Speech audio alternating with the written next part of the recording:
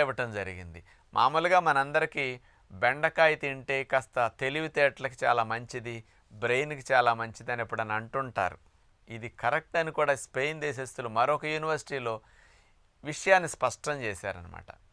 బెండకాయలో ఉన్న పాలిఫినాల్స్ కానీ, యాంటీ ఆక్సిడెంట్స్ కానీ ఇవన్నీ మన నరాల కణాలని, మెదడు కణజాలాన్ని అసలు ఆక్సిడేషన్ జరగకుండా, అంటే ఆక్సీకరణం జరిగి ఆక్సిడేటివ్ స్ట్రెస్ అంటారు కదా, అలాంటిది జరగకుండా ఈ మెదడు కణజాలం, నరాల కణజాలం దెబ్బతినకుండా రక్షించడానికి బెండకాయలో ఉండే ఈ కెమికల్స్ భలే ఉపయోగపడుతున్నాయి.